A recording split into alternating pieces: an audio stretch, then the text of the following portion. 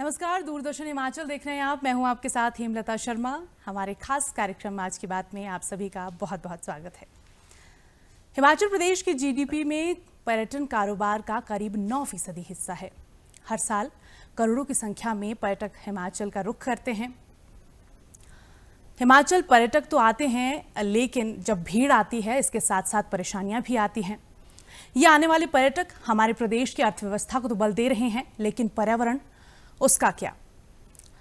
हिमाचल में पर्यटन कारोबार बेहद जरूरी है, लेकिन ये योजनाबद्ध होना चाहिए। और इसी योजना को लेकर एक खास मॉडल तैयार किया है हिमाचल प्रदेश यूनिवर्सिटी में जनजातीय अध्ययन संस्थान के चेयरमैन प्रोफेसर चंद्रमोहन परशीरा ने। और इस मॉडल का नाम दिया गया है भूटान मॉडल। और इस मॉडल की रूपरेखा तैयार करने वाले प्रोफेसर परशीरा आज हमारे साथ बातचीत के लिए मौजूद हैं। सर, पहले तो बहुत बहुत स्वागत आपका हमारे इस खास कार्यक्रम में।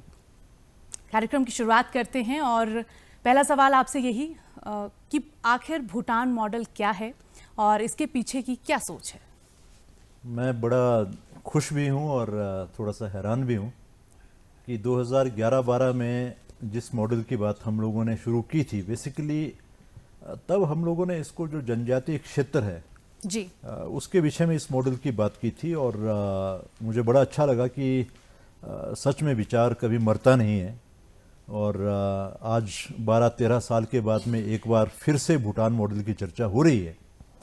तो ये हिमाचल का जो जनजातीय क्षेत्र है, जिसका लगभग 41% के आसपास में हिमाचल के भूभाग पर जिसका हिस्सा है, तो हमने उस स्थान के लिए ये सोचा था कि यहाँ का जो एक विशिष्ट जो इंडिजिनस कल्चर है जी एक ट्राइबल हेरिटेज है और यहाँ का एक बहुत ही बेहतरीन जलवायु पर्यावरण है, तो आने वाले समय में कहीं ऐसा ना हो कि पर्यटकों की अत्यधिक आवाजाही के कारण इन सारी चीज़ों का बैलेंस खराब हो जाए। जी तो तब ध्यान में आया कि जो भूटान का जो मॉडल है, जो 1970 से 75 के आसपास में बातचीत करके उन लोगों ने अपने देश के ऊपर तैयार किया और उसके बाद लागू किया। जी और लागू करने के बाद में सारी दुनिया में उसकी प्रशंसा हुई, आज भी होती है। बिल्कुल।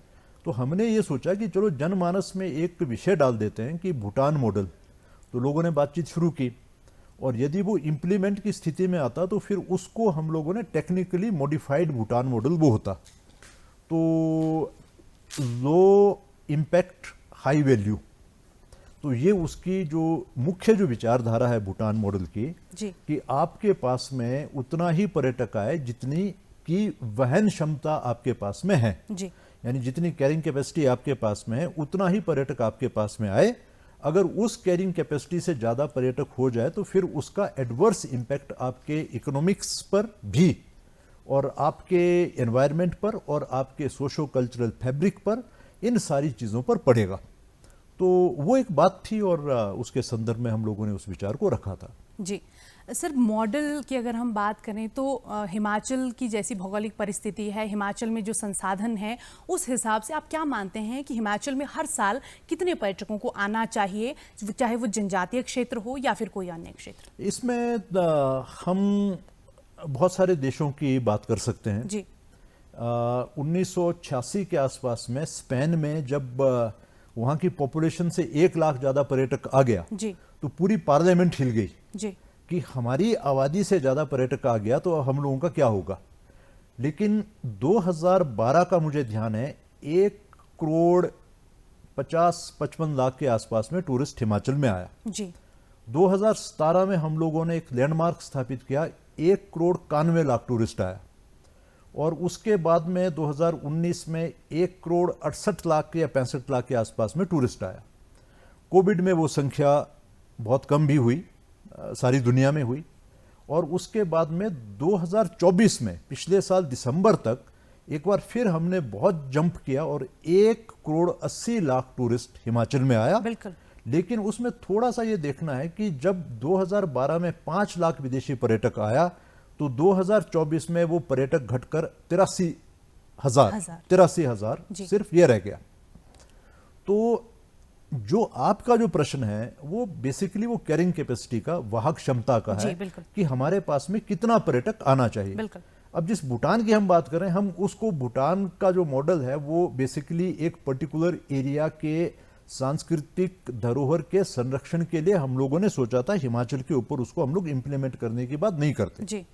लेकिन अगर हम अन्य देशों की तुलना में बात करें तो वहां पर वो अपनी जो आबादी है उससे 3-4 गुना ज्यादा टूरिस्ट से ज्यादा वो उसको ठीक नहीं मानते, जबकि हिमाचल में मुझे लगता है कि 30, 32, 35 गुना बड़े के आसपास में है जी।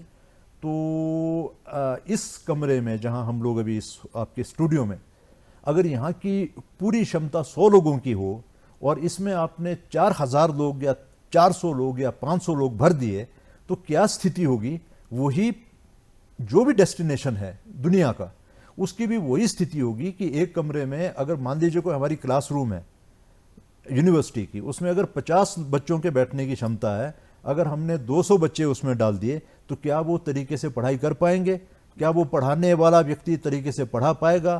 क्या वो जो डिलीवरी ऑफ जो एजुकेशन है और यहाँ पर डिलीवरी ऑफ सर्विसेज, वहाँ उनका रिजल्ट, यहाँ सेटिस्फेक्शन, वो दोनों चीज़ें नहीं हो पाएंगी। तो हम लोगों ने अभी मुझे कई सालों से ये लगता है और मैं कई बार बोलता भी हूँ कि जो कैरिंग कैपेसिटी हमने उसका आंकलन ही नहीं किया। हम आंकलन करें कि हिमाचल के पास में कितने लोगों की वहाँ क्षमता है और जितनी क्षमता है हम उतने पर्यटकों को लाने का प्रयास करें। जी बिल्कुल। दर्शकों को बता दें कि खास तौर पर प्रोफेसर परशीरा ने ये जो मॉडल है ये जनजातीय क्षेत्रों को ध्यान में रखते हुए बनाया था और जनजातीय क्षेत्रों के काफ़ी सारे जो प्रतिनिधि हैं उनसे बातचीत करने के बाद, उनका सुझाव लेने के बाद ये मॉडल तैयार किया था। तो अब जनजातीय क्षेत्रों की अगर बात हम कर ही रहे हैं तो जनजातीय क्षेत्रों में पर्यावरण के अलावा क्या क्या ऐसी चीज़ें हैं जिनका पर्यटकों के आने से प्रभावित होना संभव है? देखिए, अब हिमाचल में तो मास टूरिज्म हम लोगों की एक मजबूरी है, हमको उसके साथ में चलना पड़ेगा। और जहां तक आप ये जनजातीय क्षेत्रों की बात कर रहे हैं उसमें भी थोड़ा बहुत, क्योंकि ये जो आंकड़े होते हैं, आंकड़े बहुत सारी चीज़ों को बयान करती हैं। 2018-19 में लाहौल स्पीति में, क्योंकि किन्नौर और पांगी भरमौर का डाटा हम लोगों के पास में नहीं है जी, वो पहले भी नहीं था, मुझे लगता आज भी कोई बहुत एक्यूरेट डाटा हमारे पास में नहीं है। लाहौल स्पीति में 2018-19 में 1,10,000 के आसपास में पर्यटक आता है। बिल्कुल। और वो कुछ वर्षों में 2024 में 10,55,000 हो जाता है, एक ऐसे जिला में जहां पर 31,000 टोटल पॉपुलेशन है जी। तो उसका क्या प्रभाव पड़ेगा वहां के संसाधनों पर, वहां के लोगों की जो मूलभूत आवश्यकताएं हैं उसके ऊपर। सारा पानी वहाँ पर ग्लेशियर का है जिसको लोग वहाँ पर पीते हैं जी। बिल्कुल। और वो शायद एकमात्र ऐसा स्थान है जहाँ पर विशेषकर महिलाएं 12 महीने हर रोज पारंपरिक वेशभूषा में ही रहते हैं और आइडेंटिफाई हो जाते हैं। और शायद बहुत ज़्यादा मेहनतकश लोग हैं, सुबह 3:30 बजे उठकर रात के देर अंधेरे तक खेतों में काम करते हैं। एक छोटा उदाहरण मैं आपको देता हूं, वहां का जो सबसे बड़ा गांव है गोशाल, तो गोशाल गांव के एक निवासी ने कुछ साल पहले मुझे कहा कि मैं आपको फोन कर रहा था लेकिन मेरा फोन खेतों में छूट गया जी। और जो खेत का जो मुंडेर था वो बिल्कुल रास्ते के साथ में था जी। यानी वहां पर एक स्थिति ऐसी थी कि लोग घरों में ताले नहीं लगाते थे जी। उनका फोन अगले दिन वो शाम को गए सारा अपना काम बाम करके और फोन वहीं पर पड़ा हुआ था। लेकिन आज क्या 10 लाख पर्यटकों के साथ में आप ऐसे समाज की कल्पना कर सकते हैं जो आराम से रहेगा? अभी पिछले 24 घंटे पहले स्पीति में एक नाबालिग लड़की का अपहरण हुआ और उसके साथ में दुराचार हुआ। मैं नहीं कह रहा हूं कि वो पर्यटन के कारण हुआ, लेकिन मैं ये कह रहा हूं कि कुछ स्थानों पर जहां पर अपराध नेग्लिजिबल था, यानी माइनस में था, कभी होता ही नहीं था, वहां पर अगर ये सारी चीजें आ रही हैं तो उसके पीछे कहीं ना कहीं ऐसे लोगों की आवाजाही है जो अपने साथ बहुत सारी चीजों को लेके आते हैं और उससे वहां का जो वातावरण है, सामाजिक वातावरण खराब होगा। लाहौल स्पीति या जनजातीय जो जिले हैं वो केवल मात्र ऐसे जिले हैं जहां पर अभी तक डीजे नहीं पहुंचा है जी। जहां पर लोग अपनी बांसुरी, नगाड़े और जो अन्य जो पारंपरिक वाद्य यंत्र हैं उसके साथ में जीवन मरण, विवाह, शादी, देव कार्य वो सब करते हैं जी।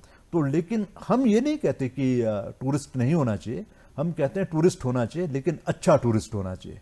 आपके घर के अंदर आने वाला मेहमान, उसकी सिलेक्शन का हक आपके पास में होना चाहिए। अदरवाइज वो घुसपैठिया होगा और वो आपकी जो बहुत ही फ्रेजाइल डोसाइल जो आपका इकोसिस्टम है उसको कहीं ना कहीं वो क्षति पहुंचाएगा जी। तो हम लोग नंबर की ओर हम लोग ज़्यादा अग्रसर हैं, चिंतित हैं, या हम क्वालिटी के लिए चिंतित हैं। मुझे लगता है कि हिमाचल में नीति निर्माताओं को भी इस चीज़ को ध्यान में रखना पड़ेगा कि सिर्फ क्वांटिटी से ही सब कुछ होगा, ऐसा ज़रूरी नहीं है। अगर आप क्वालिटी के ऊपर बात करेंगे तो आप उससे ज़्यादा कमा सकते हैं और उससे कम गंवा सकते हैं। बिल्कुल। अभी हम अगर गंवा ज़्यादा रहे हैं, कमा कम रहे हैं, आप ये सोचिए कि अगर आपकी आबादी से इतना ज़्यादा गुना पर्यटक आते हैं तो ये जो अभी ये सारी चीज़ें हो रही हैं, पूरा आप पिछले कुछ सालों का डाटा देखेंगे, मनाली में माल रोड या जो मेन हाईवे है, ब्यास मेन हाईवे के ऊपर चढ़ आती है। आपने सराज का, धर्मपुर का, अभी पिछले कल मंडी का हाल देख लिया, आपने अन्य स्थानों का हाल देख लिया। इन बहुत सारी जो ये प्राकृतिक आपदाएं हैं उसमें भी कहीं ना कहीं ओवर कंस्ट्रक्शन, ओवर पॉपुलेशन, बहुत सारा कार्बन, गाड़ियों की आवाजाही, इन सब का भी उतना ही मिला जुला कारण है या योगदान या भाग है जितना हम लोग ईश्वर या प्रकृति को कोसते हैं जी। ये हमको समझना पड़ेगा। बिल्कुल। पर्यटन जो मॉडल है जो आपने तैयार किया है, अगर ये सरकार इसको हिमाचल प्रदेश में लागू करती है तो इसके बाद किस तरह के परिणाम सामने आएंगे, कितना फ़ायदा कितना नुकसान हिमाचल की अर्थव्यवस्था को झेलना पड़ेगा, इसका भी आपने कुछ आकलन किया है? नहीं, उस अभी एकदम से तो आकलन नहीं किया, टू बी वेरी ऑनेस्ट, क्योंकि हमने 2012 के बाद में डर ये था उस समय कि अटल टनल खुलने के बाद में क्या होगा जी। और टनल, टरबाइन और टूरिज्म, इन तीन चीज़ों को ट्रिपल टी के नाम से हमने पूरे जनजातीय क्षेत्र में बहुत अच्छे सेमिनार्स, लोगों के साथ बातचीत, पंचायत के प्रतिनिधियों के साथ बातचीत, महिला मंडलों के साथ बातचीत, बहुत सारी चीज़ें की थी। और मेरे एक विद्यार्थी ने जब ये सारी चीज़ें देखी तो वो इतना प्रभावित हुआ तो उसने ये कहा कि मैं रोहतांग टनल के ऊपर ही पीएचडी करूंगा और पीएचडी में टनल खुलने से 1 साल पहले खत्म करके वहां के लोगों को समर्पित करूंगा, जो कि किया। जी। तो हम लोगों की जो बहुत सारी जो पहले का जो अध्ययन था वो टनल खुलने से पहले का अध्ययन था, ताकि टनल खुलने के बाद में एक पॉलिसी लोगों के सामने होती और लोग उस पॉलिसी के ऊपर काम करना आरंभ करते। जी। और आपकी जानकारी के लिए मैं बताऊं कि लोगों ने इतना पसंद किया था इसको कि 2011-12 या 12-13 के आसपास में वर्ल्ड बैंक की टीम सारे जनजातीय क्षेत्र को घूमते घूमते स्पीति से लाहौल पहुंची और लाहौल में डिप्टी कमिश्नर के ऑफिस से उन्होंने मुझे फ़ोन किया, जो उनको लेडी एक हेड कर रही थी टीम को। तो उन्होंने मुझे कहा कि चंद्रमोहन जी, हमने पूरे जनजातीय इलाके में जब लोगों से पूछा जिनको और बहुत सारी चीज़ों की जानकारी भले ही ना थी, लेकिन उन्होंने कहा, जब हमने पूछा कि किस प्रकार का टूरिज्म होना चाहिए तो उन्होंने कहा जी भूटान मॉडल होना चाहिए। तो हमने कहा कि किसने बताया, कि चंद्रमोहन परशीरा हैं कोई, तो उन्होंने हमको बताया कि भूटान मॉडल होना चाहिए। लोगों में इतनी एक्सेप्टेंस थी उसकी, और उस समय अगर वो क्रियान्वित किया होता, अगर पॉलिसी मैटर के रूप में वो आया होता, तो मुझे लगता है कि आज वहाँ का जो आधारभूत वहाँ की जो सुविधाएं हैं, किस प्रकार का आपके पास में जो संरचनाएं हैं, जो इंफ्रास्ट्रक्चर है वो कैसा बनना चाहिए, क्या क्या चीज़ें दिखानी चाहिए, कब कब दिखानी चाहिए, वो सारी चीज़ें उसमें एक बहुत सुचारू तरीके से होती। और कितना पर्यटक आना चाहिए, कितना पर्यटक जाना चाहिए, ये भी सारी उस चीज़ में होती। वो उस मॉडल में हर एक चीज़ का उल्लेख था जी। आज टनल खुलने के 4 साल 5 साल के बाद में अब उस मॉडिफाइड भूटान मॉडल को भी रीमॉडिफाई करना पड़ेगा, जरूरत और मॉडिफाई करना पड़ेगा।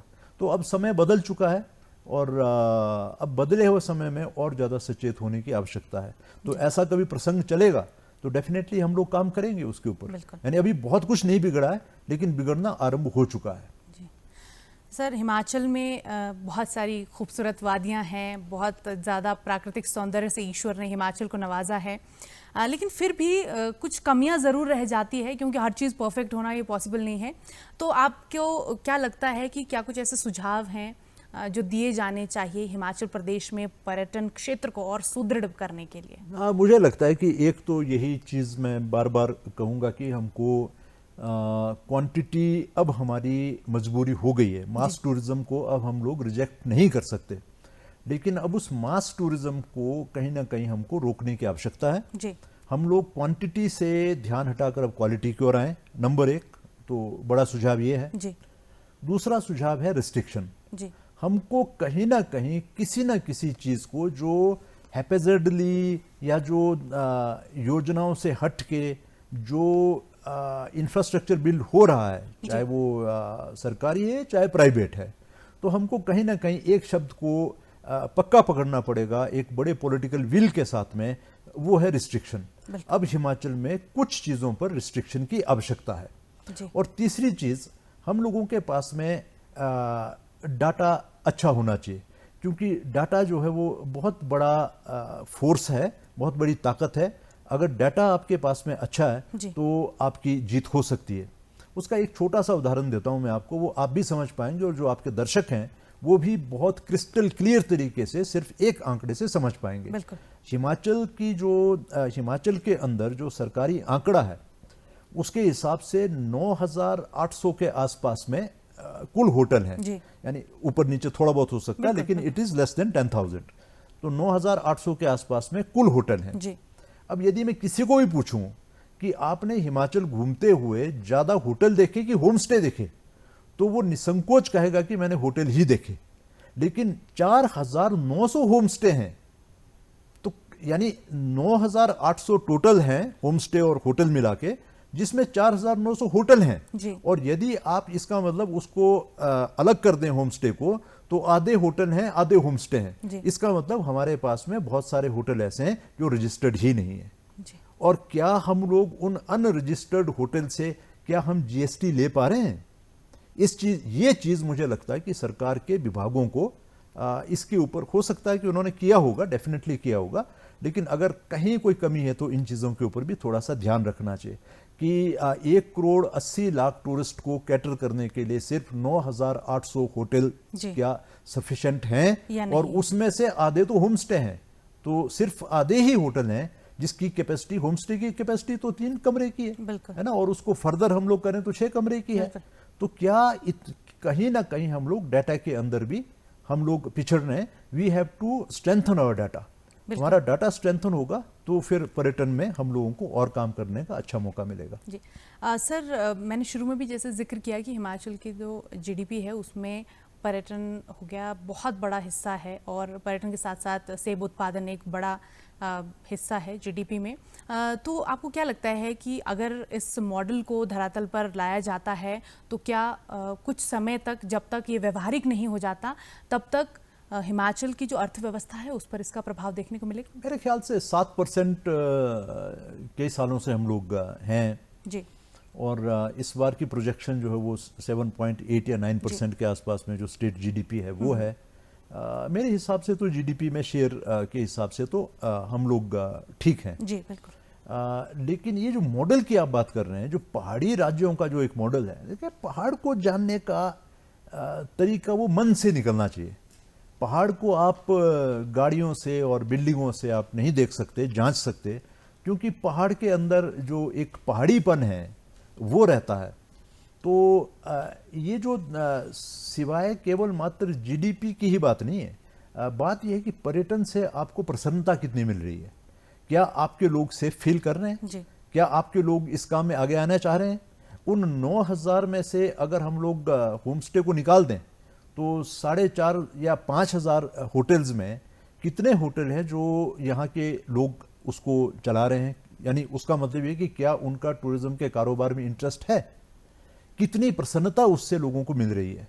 टूरिस्ट आने से कितने लोग, मुझे याद है जब हम लोग बचपन में स्कूल में घूमते थे इधर उधर स्कूल के दिनों में, तो हमारे घर के ऊपर एक अर्जुन गुफा नाम का एक ट्रैक है, तो 2-2.5 घंटे का रास्ता है वो, और कोई पर्यटक आता था हमको 2-4 रुपए देता था, बतौर गाइड ले जाता था, तो पूरे गांव में इतनी प्रसन्नता होती थी कि देखो टूरिस्ट आया और उसने हमारे बच्चे को रोजगार दिया। क्या उस पर्यटन से या उस पर्यटक से आज भी हिमाचल का जो आम जनमानस है, वहाँ का नौजवान है, क्या वो खुश हो रहा है? तो पहाड़ी राज्य में जीडीपी को सिर्फ हम लोग पैसों के साथ में ना देखकर हम उससे क्या सुरक्षा की भावना, एम्प्लॉयमेंट, हैप्पीनेस, क्या वो सारी चीज़ें हम लोग ठीक कर रहे हैं? क्या हमारे यहाँ पर आके जो हमारी जो देव संस्कृति है हिमाचल की, बाहर के लोग आकर क्या उससे इन्फ्लुएंस हो रहे हैं? हमारे यहाँ के जो हजार हजार साल पुराने जो मठ मंदिर हैं, क्या वहाँ पर जाकर कुछ आध्यात्मिक चीज़ों को ग्रहण करके जा रहे हैं? That is the basic purpose of tourism for a mountainous state like Himachal Pradesh. बिल्कुल, और बहुत ही खूबसूरत हमारा प्रदेश है। कार्यक्रम में और भी बहुत कुछ चर्चा के लिए था, लेकिन हमारे पास समय का अभाव है। कार्यक्रम के अंत की ओर हम बढ़ रहे हैं। जाते जाते सर, पर्यटन के क्षेत्र में आप इतना ज़्यादा काम कर चुके हैं, इतने ज़्यादा आप स्टडीज़ करते हैं, तो हिमाचल में जो आने वाले पर्यटक हैं और ख़ासतौर पर जो हिमाचली हैं, उनके लिए एक मैं चाहूँगी कि एक संदेश आपकी तरफ से कि हिमाचल के पर्यटन को संजोए रखने के लिए प्रयास, और जो आने वाले पर्यटक हैं उनके लिए संदेश। हिमाचल में स्वागत है। आपने कहा हिमाचल बहुत ही खूबसूरत है, इसमें कोई संदेह नहीं है। और हिमाचल खूबसूरत होने के साथ में सबसे ज्यादा सुरक्षित है, ये बहुत बड़ी बात है। तो पर्यटकों का हम सम्मान करें और पर्यटक हमारा सम्मान करें, तो मुझे लगता है कि इस बैलेंस के साथ में हम लोग आगे बढ़ सकते हैं जी। और आने वाले समय में कौन सी ऐसी चीजें हैं जिस पर हमें ध्यान देने की जरूरत है, खासतौर पर जो पर्यटक आए उनके लिए? अगर उस तरीके से तो फिर हमको एक लार्जर स्केल पर सेंसिटाइजेशन करना पड़ेगा। अभी हिमाचल की जो इमेज है, हिमाचल की इमेज बिल्ड करने में आज की तारीख में नौजवान को और सोशल मीडिया को हम लोग इग्नोर नहीं कर सकते। तो अगर हिमाचल पर्यटन यूनिवर्सिटीज़ में जाके कुछ अपने प्रेजेंटेशंस करे और यूनिवर्सिटीज़ के विद्यार्थियों को कहे कि वो सोशल मीडिया में इसका प्रचार करें, तो आप देखना ड्रास्टिक चेंज होगा। छोटी छोटी चीज़ें कर सकते हैं। बिल्कुल, बहुत बहुत शुक्रिया सर, बहुत अहम बातें हमारे दर्शकों के साथ साझा करने के लिए। तो दर्शकों, आपने सुना हर सिक्के के दो पहलू होते हैं, तो हिमाचल में पर्यटकों की ज़्यादा आमद का भी कुछ ऐसा ही हाल है। हिमाचल में पर्यटन कारोबार हमारे प्रदेश की अर्थव्यवस्था के लिए ज़रूरी भी है, लेकिन जिस तरह से ज़्यादा पर्यटक हिमाचल का रुख कर रहे हैं, वो हमारे पर्यावरण, हमारी संस्कृति और हिमाचल की खूबसूरत वादियों के लिए लाभदायक नहीं भी हो सकता है। और इस वक्त सुझाव यही है, और आने वाले समय के लिए भी, कि क्वांटिटी से ज़्यादा क्वालिटी पर ध्यान दिया जाना चाहिए। और साथ ही साथ कई सारे सुझाव प्रोफेसर परशीरा ने भी दिया है। और देखना ये होगा कि आने वाले समय में हिमाचल प्रदेश में पर्यटन को बढ़ावा देने के अलावा पर्यटन को संरक्षित करने के लिए किस तरह के कदम खासतौर पर उठाए जाएंगे। तो आज के लिए दर्शकों इतना ही। आपसे फिर होगी मुलाकात एक नए विषय के साथ। तब तक के लिए आप हमें दीजिए अनुमति। नमस्कार।